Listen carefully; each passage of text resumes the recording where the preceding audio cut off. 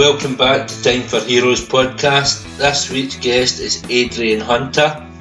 If you're not aware of Adrian was Pete Doherty's manager for many years, and we spoke about his early life growing up in Gourock, moving down to London to get involved in the music business, and eventually coming to work with Pete Doherty.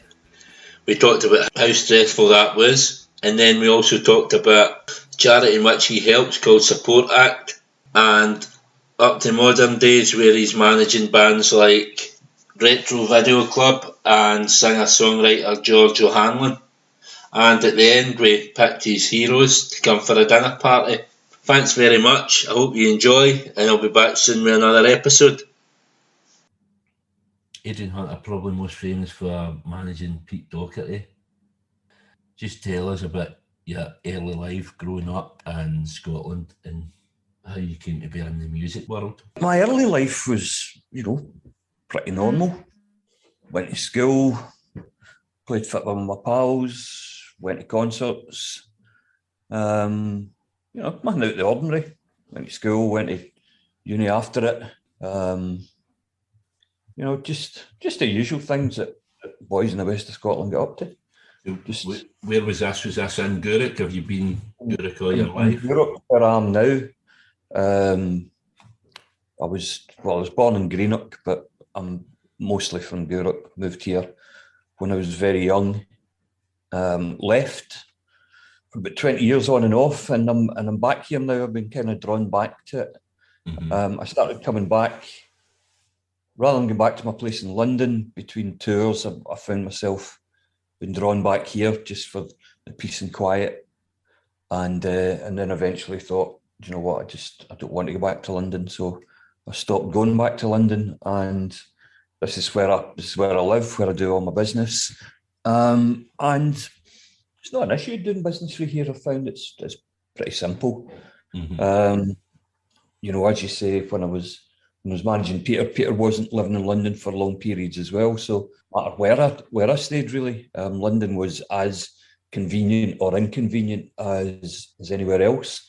If he's living in Paris, it'll take me the same amount of time to fly there from here as it does to get a Eurostar over. So, Aye. Family a bit here, fresh air, lovely views. You can't beat a good Scottish climate and scenery.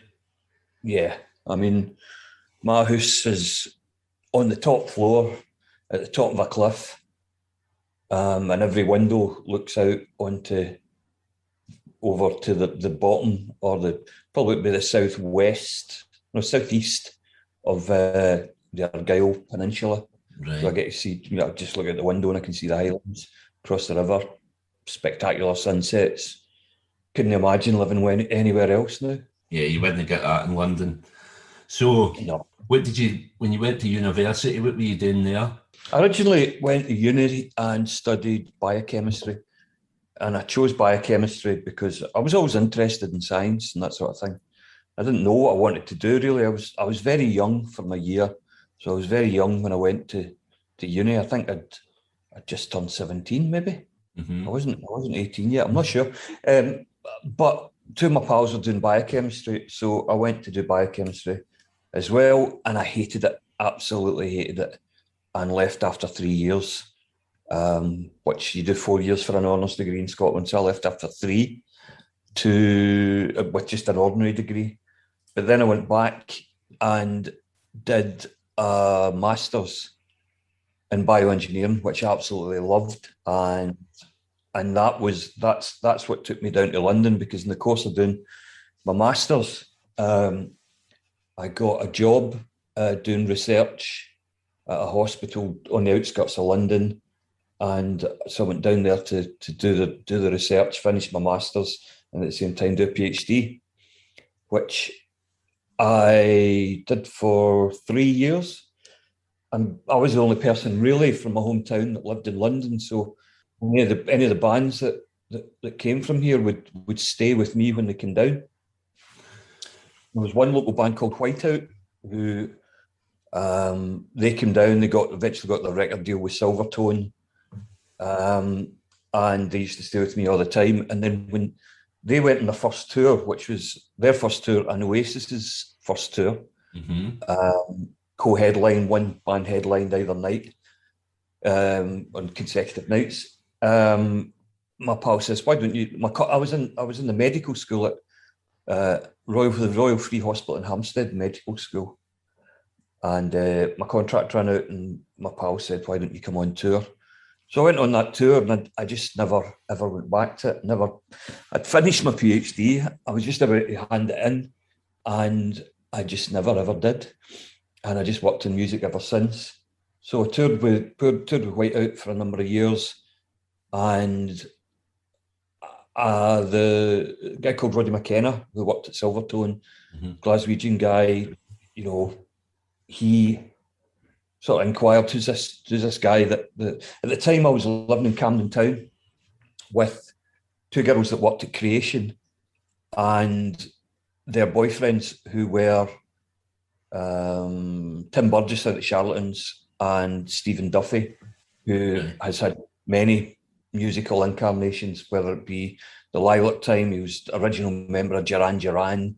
He's a very, very talented musician. So me and my girlfriend and those four were living in a flat in Camden Town, and Britpop was just about to kick off, and it was an amazing time to be around. And the guy that worked at the record company was saying, "Look, who's this guy that's knocking about in Camden Town, and he's into his music?" And then I got an introduction to him, and he asked me if I wanted to come and work at Silvertone, which I did for a number of years.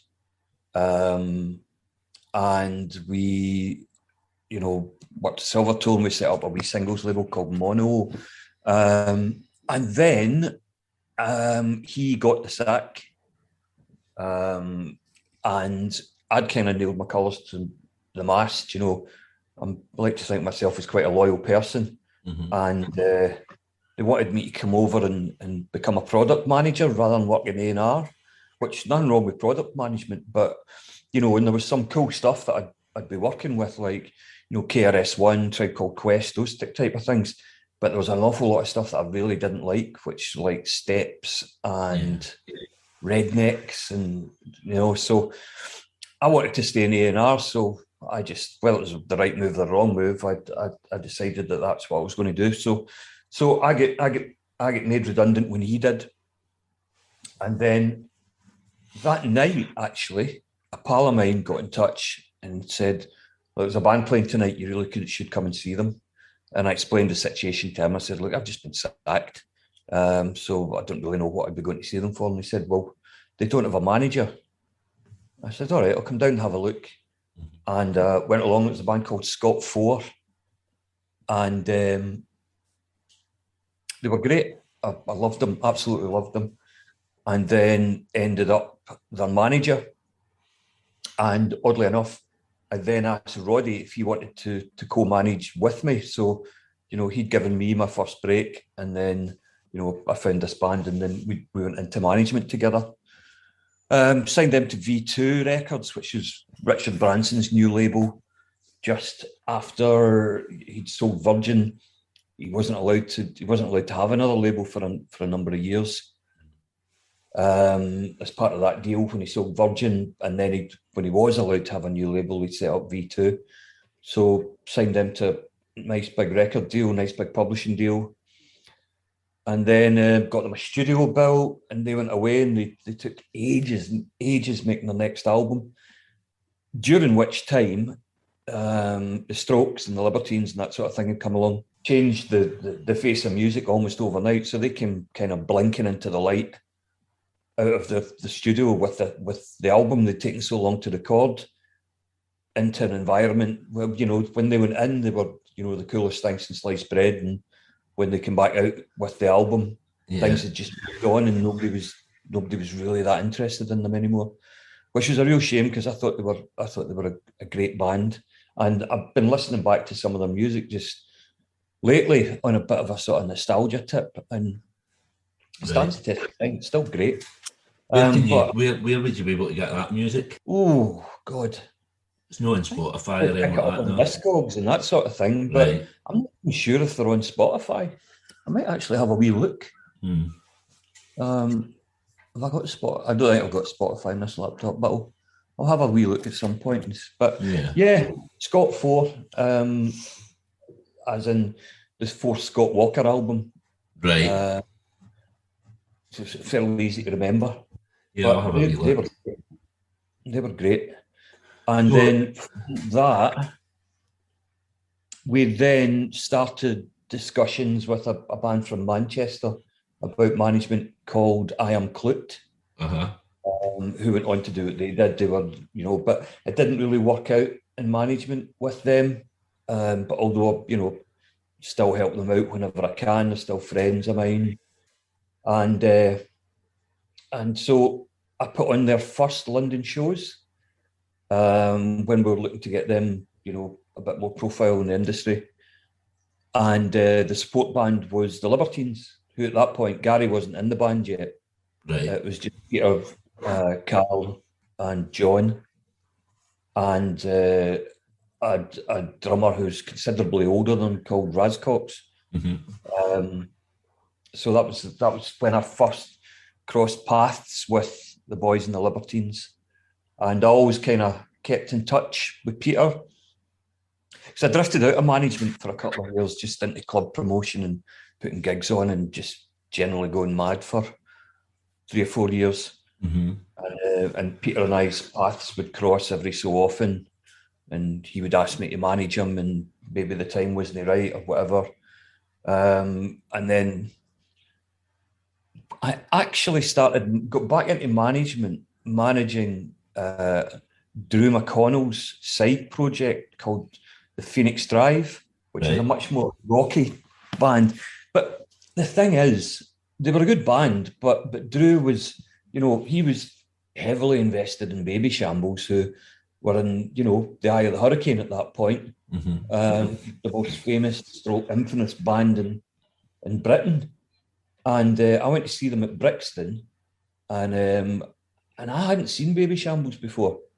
It was only ever Libertines that I saw, and I just thought they were incredibly exciting. And would this be early Baby Shambles? Who was drumming? Yeah, I think the first album had just come out. Right. They parted company with James Malord, who was managing them up to that point. There was all sorts of craziness going on. I mean, really mental stuff going on. But, I was going through a period in my life where I was a bit mental as well. So I was watching them on stage, and I knew that Drew was never going to be able to commit full-time to his side project. And that if I wanted to do anything, the band I should be managing were the one that I was watching on the stage that night. So I guess after that, I started making, kind of more subtle approaches, because I was very close friends with Mick Whitnell, who joined after Pat left, Baby Shambles, that is. Me and Mick were old pals, and obviously I knew Drew. I didn't know Adam, the drummer, and I knew Peter kind of off and on over the years. So I kind of put the feelers out about management, because they really needed management. They were without a record deal. They were, just all sorts of madness kicking off. And so I thought, I've got nothing to lose. So by this point, I was back in Scotland, though, working in a record shop, Rhythmic Records in Greenock. Right. And I was on my arse, if I'm honest with you. It was like earning 30 quid a week or something like that. And, being skint, but I just took that 30 quid a week and spent it on the megabus. Right. Going up in London. They were quite flexible with my days off and that sort of thing. So, I would work in the shop, get my 30 quid or 35 quid, and, just go down to London running on empty, basically, just to try and cement myself in a position of managing Baby Shambles. And then eventually, that came off, and obviously I had to pack in working in the shop. Although I did go back up and work at Christmas when it got busy, because I didn't want to let them down. And but by that point, I could afford the train. So and that's kind of how I ended up managing Baby Shambles, which I did for nigh on 10 years, I would say. I mean, Baby Shambles haven't officially sacked me yet. No. It was just Peter. so Yeah, because Pete did sack you at one point, didn't he? And then I mean, there was listen. I'm not telling tales out of school here when addiction issues are discussed. Yeah. I mean, I won't go into any personal details of it, but Peter's addictions have been well documented, and that's not for me to discuss. But what I can say is that when you put heroin and crack cocaine into any mix with anyone, what ensues is basically chaos. Yeah. Absolute chaos. And my job was to try and manage that chaos. But because of that, I think I was sacked about 5 or 6 times over the course of the 10 years I was involved with Peter in the music projects and other projects. It was just that the last time it happened, you know, it felt a bit final. And for me, I was kind of getting to the point of just not being able to put it this way. I was about to turn 50 and I thought to myself, right, that's 10 years I've been doing this. What am I going to be like when I turn 60? Yeah. If I'm still doing this? And I just thought to myself, the likelihood of me turning 60 is minimal if I keep doing this job, because it's the stress levels. I mean, luckily enough, I was never into drugs really. Smoked, drank, you know, their habits as well. They can be addictions as well, but I was never into heroin or crack or even speed or coke or anything like that. Just it wasn't for me. And I think I was kind of lucky in that respect, because I think I would have gone right off the rails if I had a penchant for it.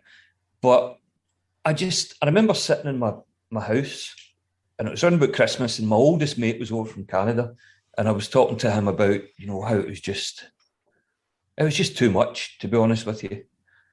And he very pragmatically just said, well, don't do it then. You know, if it's not making you happy anymore, if it's stressing you, it's making you ill, then just stop it. And I said to him, I remember I said to him, yeah, but if I do that, you're guaranteed that the Libertines will reform 2 weeks later. And all the work that I've done up to this point, you know, I won't be around for that final chapter. The only things that I hadn't really done thus far were to successfully help Peter get clean, and we put the Libertines back together in 2010. But that was just for Reading and Leeds in a warm-up gig.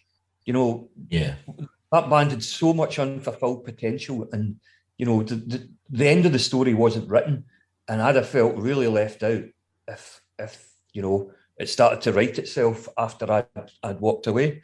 So in staying, I then, and whether that's by accident or design, I don't know, and there's a certain amount of design in the Libertines getting back together, but you know, I'm not one for claiming credit for things that are not all my doing. I just played up my small part in it, but those two things of Peter getting properly clean and the Libertines getting properly back together and making an album, I did that, and we did all the big shows, the big festivals, the big touring, the Alexandra Palace sellouts. So when it did come to the final argument between myself and Peter, you know, it was very upsetting at first, and I didn't really it left a little bit of a void, because I'd been so hands-on and I'd done this so hard and I'd worked so hard at it for so many years that when something like that goes, you're kind of left with a big hole where it used to be.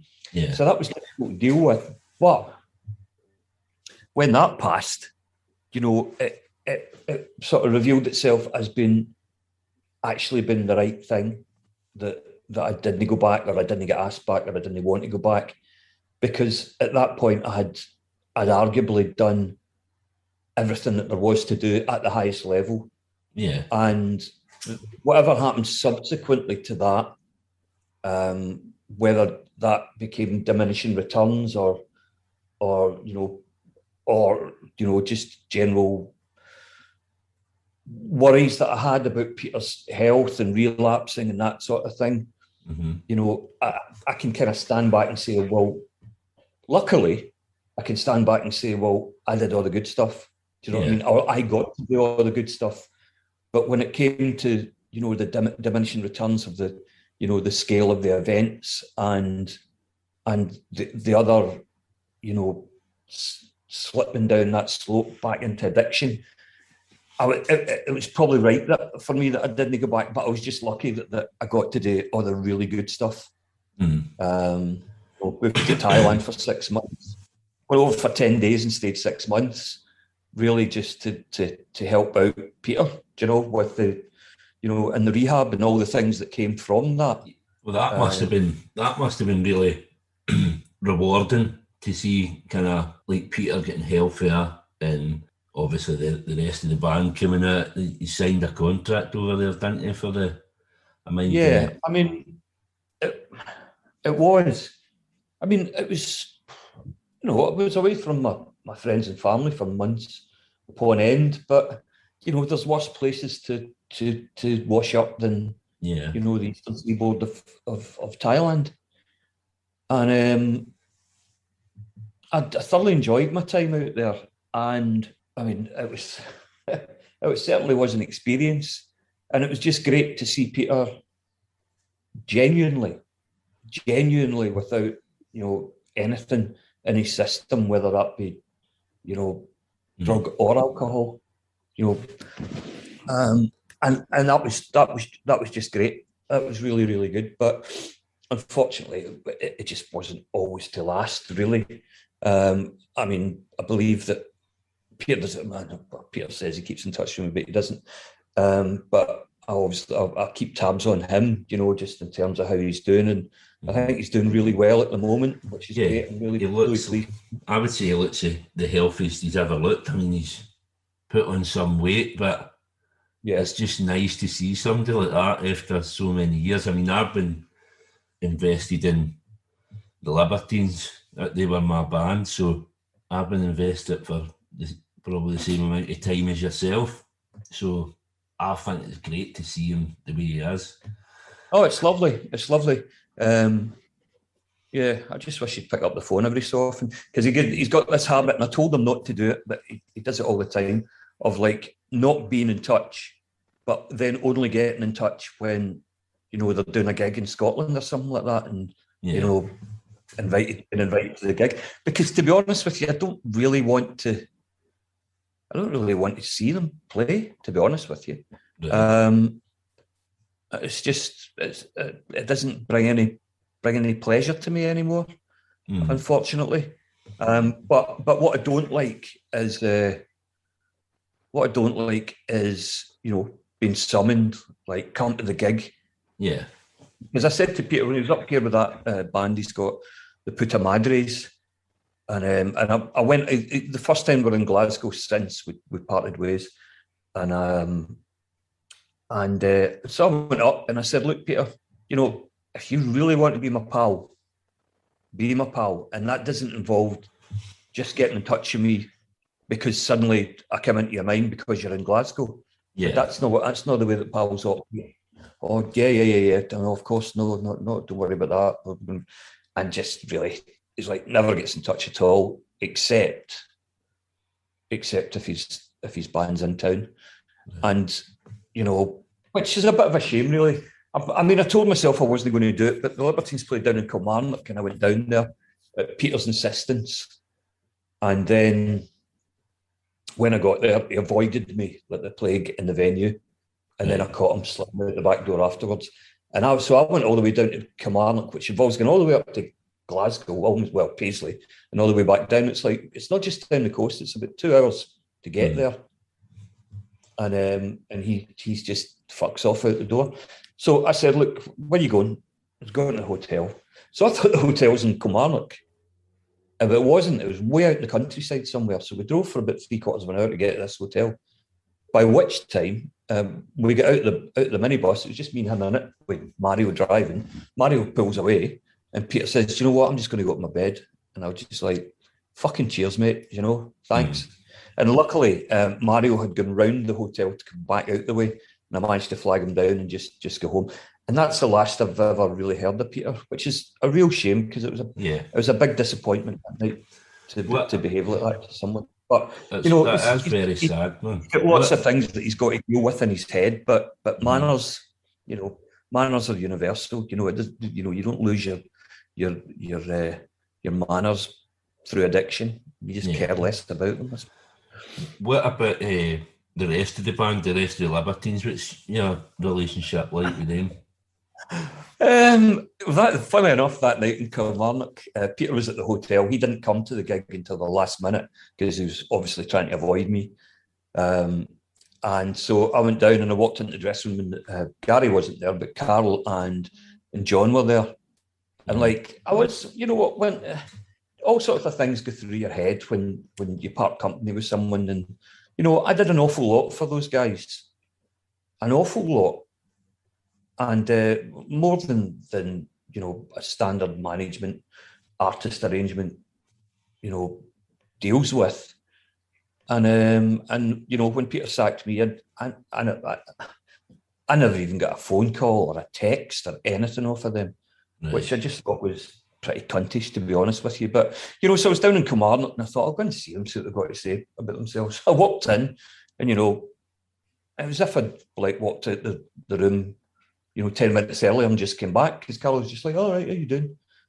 And John went, "Adrian, I've been meaning to get in touch with you." And I said, "What? You've been meaning to get in touch with me for 2 years, John?" And he went, yes.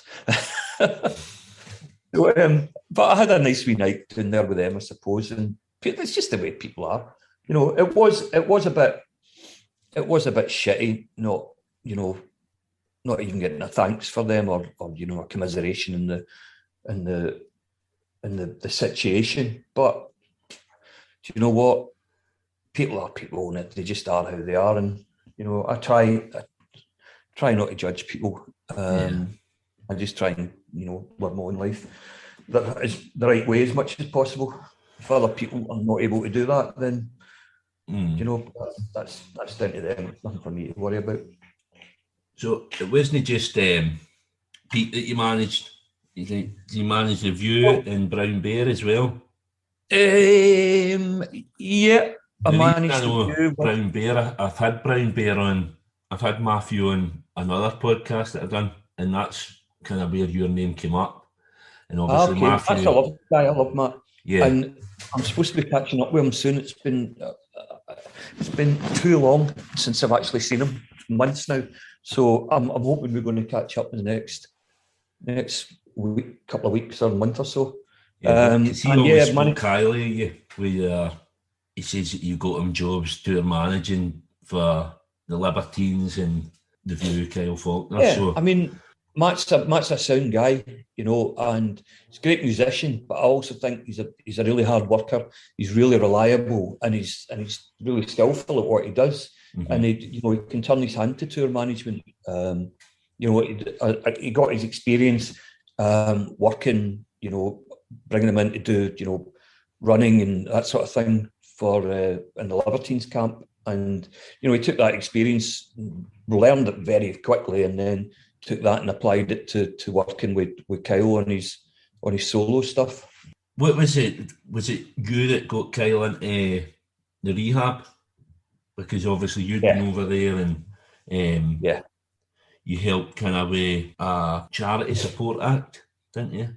Yeah, my friend Dylan, who worked at the rehab that Peter went into, and Dylan was actually the guy that, you know, got Peter over the line and getting clean, and I brought Dylan in to help and be a sort of counsellor, advisor on the whole Libertines thing when we're on the roads, you know, just in terms of, you know, trying to bring maybe a bit of that expertise into that camp, and Dylan's extremely good at what he does, and he left the rehab that Peter had been in and came to me, but this is post-Libertines, so it's post-Libertines for me and it's post-Libertines for Dylan, and came to me saying that he'd started work at another rehab in northern Thailand, in Chiang Mai,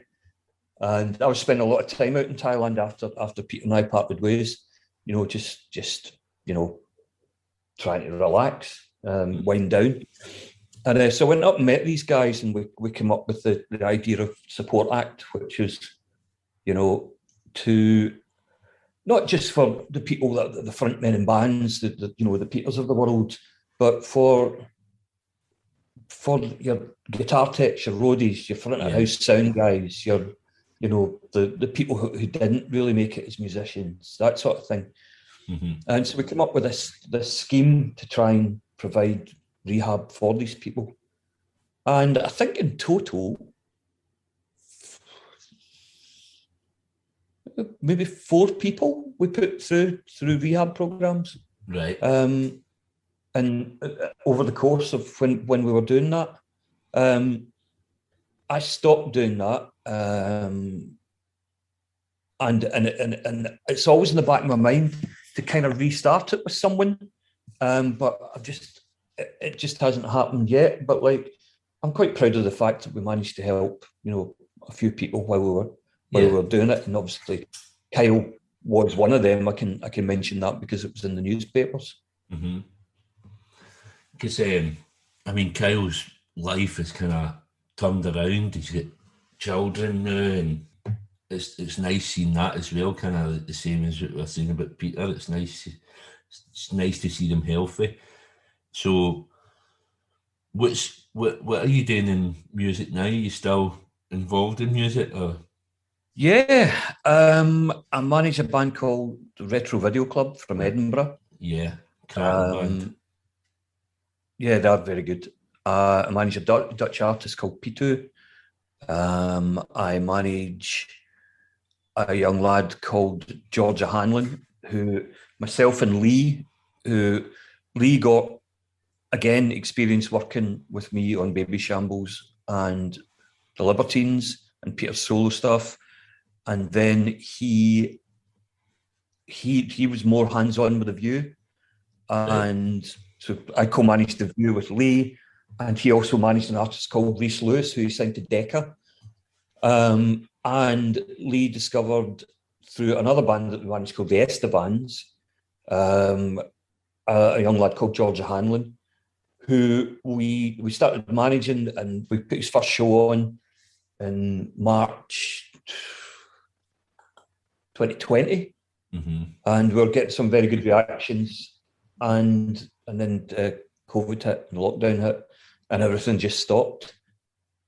So the record companies, what they initially did was make sure that all the signed artists had the facilities and everything they needed to tide them over creatively, and looking at their mental health and just make sure that they're in a safe place, or in a good place, all round. And then they started, must have just gone back looking at all the stuff they were thinking about before lockdown, like new artist wise, and George started picking up a lot of attention. A number of record companies expressed their interest and wanted to sign him, both in Britain and in America. And then we eventually signed him to EMI for the rest of the world except America, where he's signed to Harvest Records. And then we signed his publishing to BMG. So that was some good business getting done during lockdown. And then another young Scottish lad called Christy O'Donnell from Glasgow, performs as Christy. I had already signed him to Made Records, which is the label run by the management team of Sigrid and Aurora. Right. And so I teamed up with them and developed Christy over, 12 months or so, releasing again just after lockdown. His first release on Made came out, and he just signed with Decca Records last week. Right. So that's all going really well. Well, you're keeping yourself busy. Yeah. There's another guy called David English who is, we're developing him with the same producer that we developed George with, and he just sounds absolutely amazing. All the artists I work with they all sound completely different, which is great. And I think they all sound fantastic. And it's good to actually be able to concentrate on the job of management now, rather than the job of firefighting and just general craziness. Obviously, I'm aware of George. I think you've posted a few things on Facebook, so I've been aware of him and I've checked out his music, which I'm really into. And obviously, Retro Video Club, I've been into them for a good few years. And it was only once I kind of added you on Facebook, and I thought he posts a lot about Retro Video Club, and I thought maybe you were involved in some way. So at some point, I'm looking at getting Liam on the podcast. I'll give him a shout. But obviously, they just played this SWG3 the other week, didn't they? With Mark Sharp as well. I've had him on the podcast. Another good band. And young lad Connor Fife. Yeah. So, obviously, with that, what do you think of the Scottish music industry where it's at? Do you think it's in a good place? I do. Scotland always punches above its weight in terms of music. I mean, something that pisses me off a lot is that, you always get your scenes, right? You get the Sheffield scene where you had your Millburns and your Arctic Monkeys and all that. Your Bristol scene with your Portisheads and your Massive Attacks. Your Liverpool, your Manchester. It's all about scenes, and that's what the music business kind of looks at. They look at all the major cities, and they know that all the wee bands, the good bands from those major cities around the smaller towns, they all gravitate to either live or play in the major cities. So they develop their networks there. And I'll always get a bee in my bonnet about the fact that I think that the music business, is London based, obviously, but they just look on Scotland as another city on the island of Britain.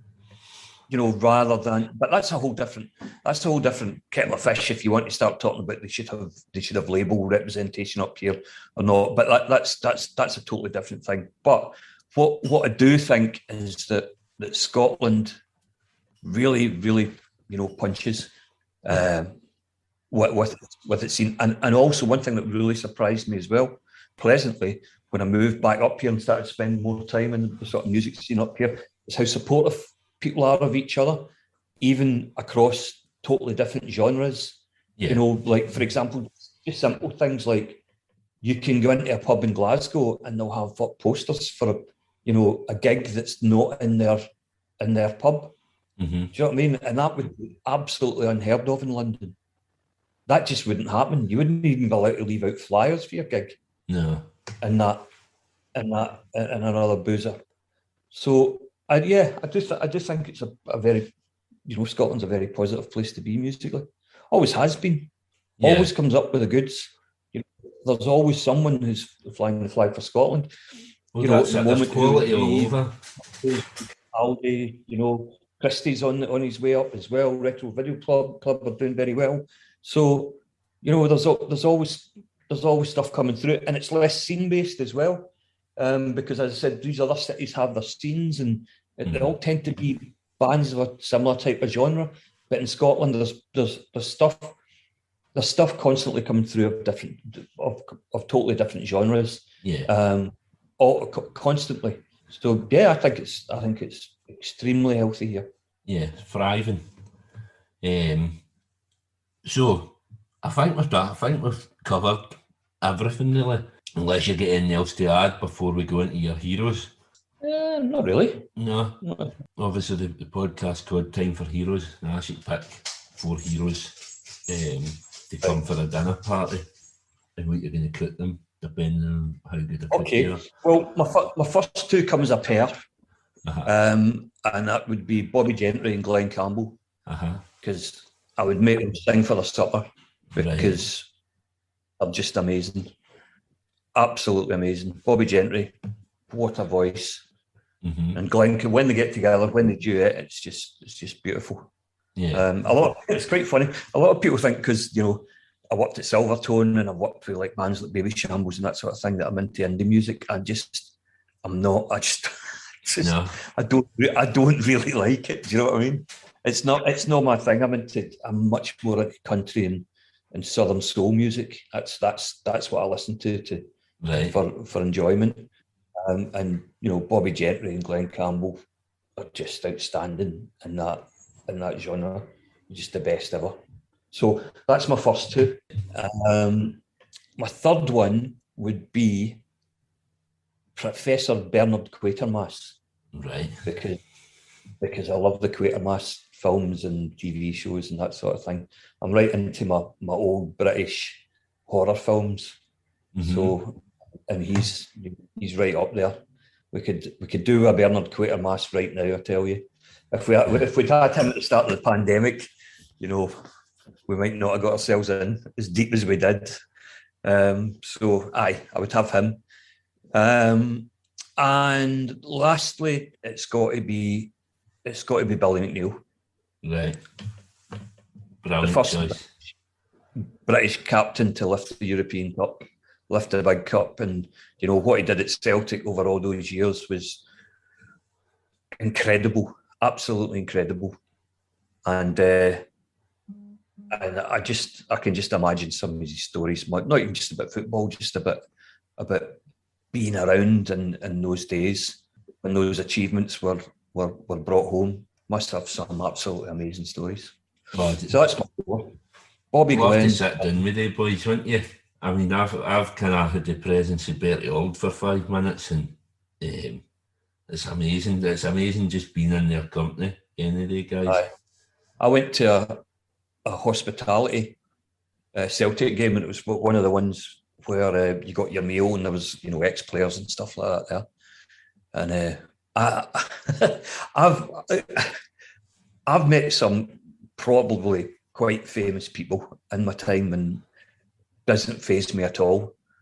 But meeting Celtic players, I just get awestruck. And so we're having a chat with Danny McGrain, who tolerated us for about 15 minutes, just babbling rubbish at him.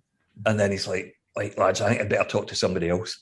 He was like really nicely kind of patched us. And then as we were leaving, the lift doors were just about to close, and so we pinged the door, and the doors opened again, and walked into the lift, tiny wee lift, and there was Danny. He's just like, you could just see, he was like, oh no, these two again. And then the lift stopped between floors, and he was stuck in the lift. But thankfully it didn't stop for long, but it was just kind of like, oh my God. But what a day that was fantastic. Danny come as well, if I were allowed. I'll let you have Danny McGrain as well. What's that? I'll let you have him as well. So what are you going to make them? Are you a good cook? Oh, I never thought about that actually. I like cooking. I would never say I'm a good cook, but I really enjoy cooking. And people seem to enjoy some of the stuff that I cook. So what would I cook? Well, because Bobby and Glenn are coming, I've been experimenting with, I've got a barbecue smoker. So I'd probably get a brisket and smoke a brisket on the barbecue. Just for that bit of southern flavour for Bobby and Glenn. And Bernard, he'd like his beef anyway, so I think he'd be. I put some Yorkshire puddings on with gravy, so he could have that with his beef, and then a Caesar salad. It's wrong spelling a Caesar, but salad. I make somtam from my time in Thailand. It's my all-time favourite Thai food, somtam salad. So I'd make that as well. So roast beef, Yorkshire puddings with smoked sirloin and a somtam salad.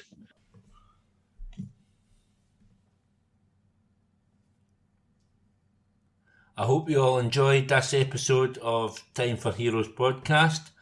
If you would like to get in touch, the best way is on the Facebook page, Time for Heroes podcast, or on Instagram at Time for Heroes podcast, or Twitter at Time for Heroes P1, or drop me an email at timeforheroespod@gmail.com. You'll find Time for Heroes on all podcast platforms, including Spotify, Apple, Google and Amazon. Please leave a review where you can, share with others, and more importantly, enjoy.